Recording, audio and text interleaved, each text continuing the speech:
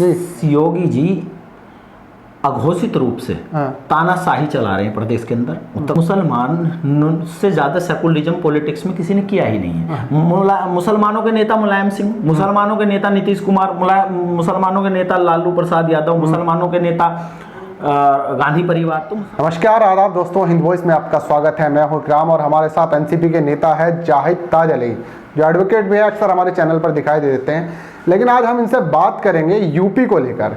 UP में जिस तरह की राजनीति चल रही है और एक ऐसे नेता, एक कद्दावर नेता जिसे कहा जाता था समाजवादी पार्टी के टाइम पे, वो जेल में बंद है। उनके साथ उनका पूरा परिवार भी जेल में बंद है। जहां कांग्रेस एक तरफ प्रदेश अध्यक्ष की रिहाई के लिए लगातार प्रदर्शन कर रही है, प्रियंका गांधी लगातार लेटर लिख रही है और प्रदर्शन कर रही है। यहाँ तक कि सोनिया गांधी भी बोल रही है, राहुल गांधी भी बोल रहे हैं अजय कुमार लल्लू के लिए। वहीं समाजवादी पार्टी के कद्दावर नेता जेल में बंद है, उनके लिए कोई आवाज़ नहीं उठा रहा। उनका एक कार्यकर्ता भी उनके लिए बोलता हुआ नहीं दिखाई दे रहा है।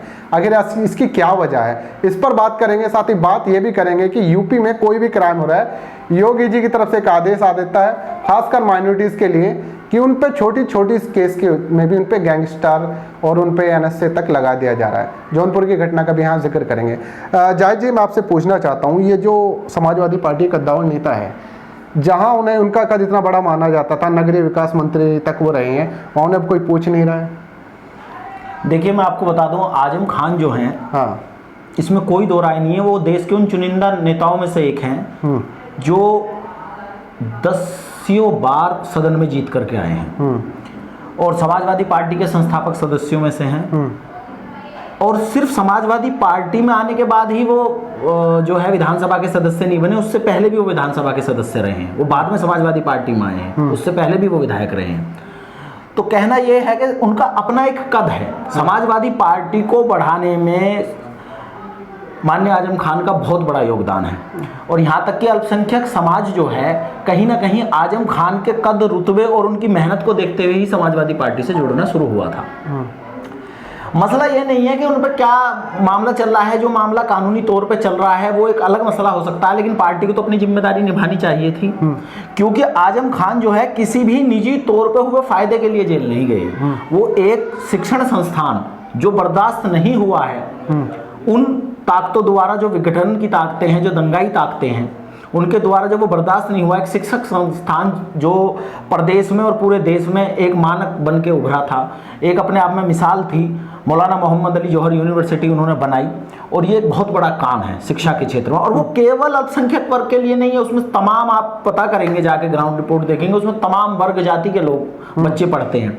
लेकिन सवाल यह है कि उन्होंने ज़मीन कब्जाई है, उसके लिए बहुत सारे आरोप लगे उन पे कि उन्होंने ज़मीनें कब्जा ली उस यूनिवर्सिटी बनाने के चक्कर में, इसलिए वो जेल में है। देखिए, मैं आपको ये बता रहा हूँ कि यदि सरकार को ऐसा लगता है, देखिए सरकार इसमें पूरी तरह से द्वेष से काम कर रही है, इसमें कोई दो राय है नहीं, कहीं से कहीं तक किसी भी तरह का कोई मामला है नहीं। सरकार को पता था। सरकार क्या है, सरकार, आपने एक अल्पसंख्यक तुष्टीकरण शब्द सुना होगा, पहले बहुत होता था, माइनॉरिटी अपीजमेंट करती है, सेकुलर पार्टियां ऐसा बोलती थी, भाजपा और अन्य दक्षिणपंथी पार्टियां। लेकिन इस देश में हकीकत में बहुसंख्यक तुष्टीकरण चल रहा है, और खासकर उत्तर प्रदेश के अंदर जिस तरह की कारगुजारी योगी जी कर रहे हैं, आप देखिए, जरा जरा से मामलों में जो है एनएसए लगाया जा रहा है, गैंगस्टर लगाई जा रही है, जरा जरा से मामलों में, और वो किस वर्ग के खिलाफ लगाई जा रही है ये आप चेक कर सकते हैं। ऐसा नहीं है, सब चीज आजकल उपलब्ध है, आप पता कर सकते हैं। लेकिन हम एक वकील होने के नाते एक छोटा सवाल, आपने एनएसए का जिक्र किया, आजम खान का तो हम बात कर रहे हैं, क्या कानूनी तौर पर, क्या छोटे मामले में जिसमें थोड़ा झगड़ा फसाद होता है, क्या एनएसए लगाना सही है? क्योंकि एनएसए लगाया जाता है देशद्रोह के मामले में। नहीं, नॉर्मल तौर पर आदमी क्राइम तो करता है ना, बहुत सारे लोग करते हैं जी। योगी जी अघोषित रूप से तानाशाही चला रहे हैं प्रदेश के अंदर, उत्तर प्रदेश के अंदर अघोषित रूप से योगी जी की तानाशाही चल रही है। और वो अपने को एक राष्ट्रीय नेता के तौर पर भी उभार के ला रहे हैं। जिस तरह का माहौल, जिस तरह का एनवायरनमेंट पॉलिटिकल पूरे देश में बना हुआ है, वो जानते हैं कि जितना आप जो है समाज का विघटन करेंगे उतना ताकतवर वो होंगे। वो चुनौती दे रहे हैं भाजपा के उन आने वाले नेताओं को जो after Modi, who is the after Modi, अच्छा, तो कौन मोदी के बाद है, तो उसमें वो अपनी पहचान बनाना चाहते हैं पूरी तरह से। उसमें जो है अपना जो है एक दायरा, वो अपना व्यापक दायरा बना रहे हैं। आजम खान भी उसी कड़ी का हिस्सा है। मैं आपको बता दूं, आजम खान भी उनकी दीर्घकालिक राजनीति का एक हिस्सा है। अच्छा, उसमें वो लपेटे में आ रहे हैं, उसमें लपेटे में लेकर वो एक मैसेज देना चाहते हैं कि मैं एक बहुत ही सख्त, कट्टर और एक ये मोदी जी का 2002 का वो मॉडल तो नहीं जिसमें उन्होंने साइड में किया था गुजरात में मुस्लिम नेताओं को, और फिर वो धीरे धीरे धीरे एक हिंदुत्व का बड़ा चेहरा सामने। नहीं, आप देखिए कि योगी जी के समर्थकों द्वारा और भाजपा का एक बहुत बड़ा धड़ा है जो उनको जो है 2024 में प्रधानमंत्री के तौर पे प्रोजेक्ट कर रहा है। आप मीडिया पे तमाम तस्वीरें देख सकते हैं। ठीक है सर, ये वही बात, अखिलेश यादव क्यों नहीं स्टैंड ले पा रहे हैं? नहीं, मेरे तो समझ में ये नहीं आया, यदि आजम खान इसमें दोषी है तो अखिलेश यादव के नेतृत्व वाली सरकार क्यों नहीं दोषी है इसमें? क्योंकि उसमें पूरा जो है कहीं ना कहीं सरकार का पूरा दखल रहा है, चाहे जमीन का जो है आपका एक्वायरमेंट रहा हो, जमीन को एक्वायर किया गया हो, चाहे उसमें और डिपार्टमेंट हो, सिंचाई विभाग हो, सब तरह की परमिशन नहीं है। आप देखिए कि मुलायम कुनबे का कोई भी व्यक्ति उसमें इन्वॉल्वमेंट में नहीं है। आप देखिए गायत्री प्रजापति जेल में है। देखिए मंत्री जो होता है वो किसके अधीन काम करता है? मुख्यमंत्री के अधीन काम करता है। है किसी भी मामले में जो है यूपी सरकार ने क्या मुलायम कुनबे के किसी भी व्यक्ति के ऊपर अब तक कोई जांच बैठाई है? आप देखिए उल्टा शिवपाल सिंह यादव असल में कर क्या रहे हैं, ये बात मुलायम सिंह यादव अच्छी तरह जानते हैं कि प्रदेश की राजनीति में उनकी पोल खुल गई है। और ये भाजपा का एक मैं शुक्रिया अदा जरूर करना चाहूंगा, और वो शुक्रिया अदा ये करना चाहूंगा कि भाजपा ने बहुत सारे फर्जी सेकुलरों के चेहरे से नकाब उतारने का काम किया है, बहुत सारों के चेहरे से नकाब उतारने का काम किया है। जहां पर ये करते क्या थे, ये जितनी सेकुलर पार्टियां हैं ये मुसलमानों के नाम नेहाद मजहबी मसलकी और राजनीतिक नेताओं को पकड़ के उनको बढ़ावा देने का काम करते थे। आम मुसलमान का कभी कोई फायदा ना हुआ। अगर होता तो 2006 की जो रिपोर्ट है सच्चर कमेटी की, उसमें दलितों से बुरी हालत मुसलमानों की नहीं होती। उनकी जो स्थिति बताई गई है, हम तो कह रहे हैं कांग्रेस हो, समाजवादी पार्टी हो, बसपा हो, जो भी हैं सो एंड सो, उन्होंने काम यही किया है। और ये जो है पूरी तरह से आजम खान वाले मामले में देखिए, जहां अजय कुमार लल्लू, अभी ये ताजा उदाहरण में कांग्रेस का अजय कुमार लल्लू अभी योगी सरकार की नीतियों के खिलाफ धरना प्रदर्शन में थे, उनको गिरफ्तार कर लिया गया।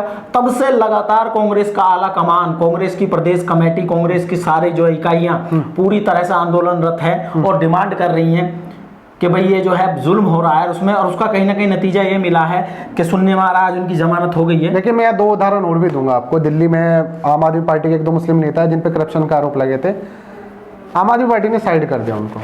ठीक है, यही उनके एक बड़े नेता और हैं जिसमें स्वास्थ्य मंत्री जिनका कहा जाए, उन पर भी काफी सारे एलिगेशन लगे, वो साइड नहीं हो। मुस्लिम नेताओं को ही लेकर इन सेकुलर पार्टी का चेहरा क्यों सामने आता है? ऐसा नहीं, देखिए मुसलमानों को भी क्या है, आज तक जो है मुसलमान से ज्यादा सेकुलरिज्म पॉलिटिक्स में किसी ने किया ही नहीं है। मुसलमानों के नेता मुलायम सिंह, मुसलमानों के नेता नीतीश कुमार, मुसलमानों के नेता लालू प्रसाद यादव, मुसलमानों के नेता गांधी परिवार, तो मुसलमानों ने तो हमेशा ही बहुसंख्यक समाज के व्यक्ति को अपना नेता माना है। और ये कट्टरपंथ का आरोप मुसलमानों पर लगाते हैं। मुसलमानों ने देश की आज़ादी से पहले, देश की आज़ादी के बाद निरंतर देश के विकास में बड़ा योगदान दिया है, हर तरह से दिया, आर्थिक रूप से दिया, सामाजिक रूप से दिया और कुर्बानियां दी।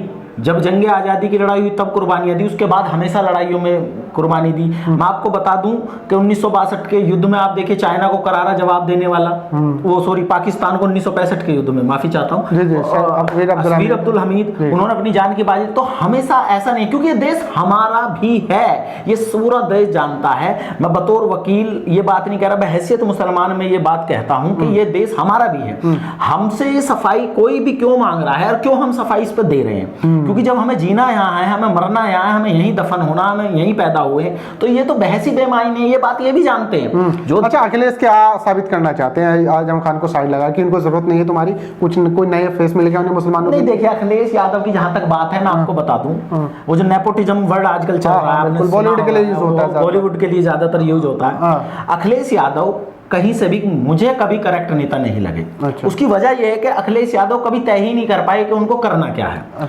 जहां तक बात आजम खान की है, वो आजम खान पर तो वो बोल ही नहीं रहे हैं कि उनको लगता है कि एक धड़ा कहीं उससे नाराज ना हो जाए। आप देखिए योगी सरकार की नीतियों के खिलाफ भी वो नहीं बोल रहे हैं, वो वातानुकूलित हो गए अखिलेश यादव पूरी तरह से। मायावती जी को तो हम इसलिए इसमें नहीं ला रहे बहस में, बीच में लोग सवाल उठा सकते हैं कि मायावती पे नहीं बोले, मायावती को इसलिए बीच में नहीं ला रहे, वो कभी भी सक्रिय राजनीति का हिस्सा ही नहीं रही है। उन्होंने तो एक कम्युनिटी यूपी को अपना वोट बैंक बना के बाकायदा जो है खरीद फरोख्त की राजनीति की है, तो इसलिए वो तो इसका हिस्सा है नहीं। लेकिन माननीय मुलायम सिंह यादव जी ने तो हमेशा जमीन की राजनीति की, लड़ाई की राजनीति की, लेकिन अखिलेश यादव उसके उलट हैं।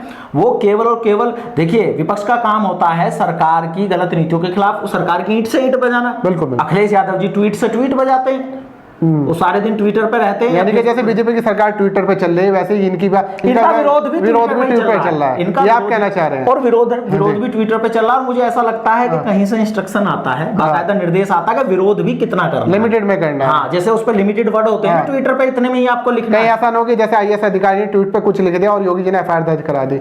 पूरा आईएएस अधिकारी ऐसा है, जिस तरह से ट्विटर की लिमिट है शब्दों की, उसी तरह से उनके विरोध की भी लिमिट है अखिलेश यादव जी की। आप देखिए प्रदेश में हाहाकार मचा हुआ है, पूरा जो है प्रदेश परेशान है, मजदूरों की क्या हालत हुई, क्या अखिलेश यादव जी बोले।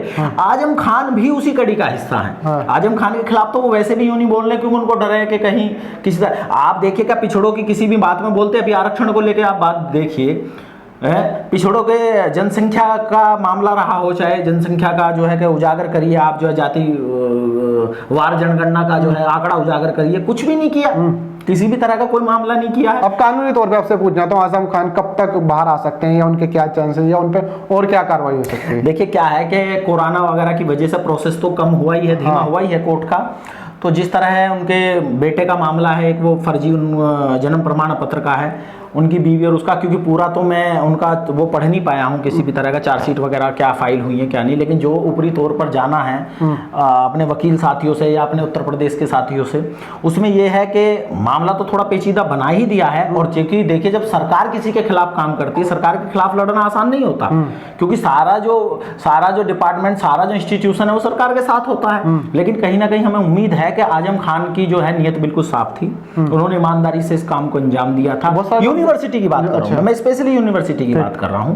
इसमें उनके साथ पूरी तरह से जो है कहीं ना कहीं कुंठाग्रस्त होकर, पूर्वाग्रह से ग्रस्त होकर कार्रवाई की गई है। और अखिलेश यादव को समझना चाहिए कि अगर उनको राजनीति में बने रहना है तो सब वर्गों को, देखिए इसमें यह कहना कि वो ब्राह्मण है, वो मुस्लिम है, वो राजपूत है, मेरा मानना यह है कि राजनीति सबके लिए होती है, सरकार सबकी होती है।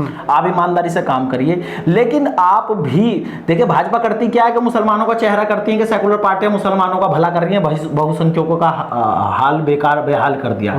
3 साल से ज्यादा हो गए उत्तर प्रदेश में सरकार चलते हुए, तथाकथित हिंदू हृदय सम्राट की। 6 साल से ज्यादा केंद्र में हो गया। आप बताइए कितना बहुसंख्यकों का भला हुआ। असल में राजनेताओं की है, और वो भी चाहते हैं कि मुसलमानों को लगे कि हम इनका भला करें, लेकिन हुआ नहीं है। ठीक है, वो वादे करते हैं। सेकुलर पार्टियों ने भी धोखा देने का ही काम, यानी अल्पसंख्यक जो तुष्टिकरण आपने शब्द यूज किया है वो हमेशा किया गया है मुसलमानों के साथ खासकर। अब चलते चलते एक सवाल आपसे पूछना चाहता हूँ। आपने देखा होगा अभी हाल फिलहाल चाइना बॉर्डर पर क्या हुआ, 45 साल बाद हमारे जवान चाइना के द्वारा शहीद किए गए हैं। मैं सीधा कहूँगा उन्होंने सीधा हत्याएं की हैं हमारे जवानों की। अब कहाँ गए वो लोग, वो मीडिया कहाँ गया जो रात दिन गन लेके चिल्लाता था? देखा आपने इस तरह का माहौल? देखिए ऐसा है, सरकार की आलोचना के लिए तो पूरा समय है। सरकार की भी आलोचना होगी, पार्टी विशेष की भी आलोचना होगी, लेकिन पाकिस्तान के साथ कॉन्फ्लिक्ट हो बॉर्डर पर, चाइना के साथ कॉन्फ्लिक्ट हो या फिर नेपाल के साथ हो, इस देश का प्रत्येक नागरिक देश की सरकार के साथ है, देश की सेना के साथ है। लेकिन मोदी जी ने जो 56 इंच छाती का सिगुफा इस देश को दिया हुआ है, उनको साबित करने का वक्त आ गया है। और चाइना ने जो एक कायरतापूर्ण हरकत की है, इसका जवाब उन्हें देना चाहिए। और खुले तौर पे जो स्ट्राइक करके पाकिस्तान को जवाब दिया गया था, उससे भी ज़्यादा बड़ा जवाब हमें चाइना को देना चाहिए। हमारा 1 अफसर और 2 जवान शहीद हुए हैं। ये सिर्फ 3 जवानों की शहादत का मामला नहीं है, ये 130 करोड़ भारतीयों के सम्मान की बात है, ये हमारे देश के संप्रभुता की बात है। और ये ड्रामेबाजी जो है सरकार के जो नुमाइंदे कर रहे हैं ट्विटर पे, या जो भांड मीडिया है जिस तरह का चूल बातें करती है, तो उससे उन्हें बाहर जाना चाहिए। और सरकार को त्वरित कार्रवाई करते हुए, जो कूटनीतिक स्तर पर हो रहा, लेकिन जो सैनिक कार्रवाई करनी है उसको तुरंत किया जाना चाहिए। देश बिल्कुल चाहता है कि माननीय मोदी जी की सरकार जो है नेतृत्व में जो है ये काम होगा, और चाइना को मुंह तोड़ जवाब दिया जाएगा, और उनको वापस खदेड़ा जाएगा, जो वो अंदर घुसे हैं उनको वापस खदेड़ा जाएगा वहीं पर।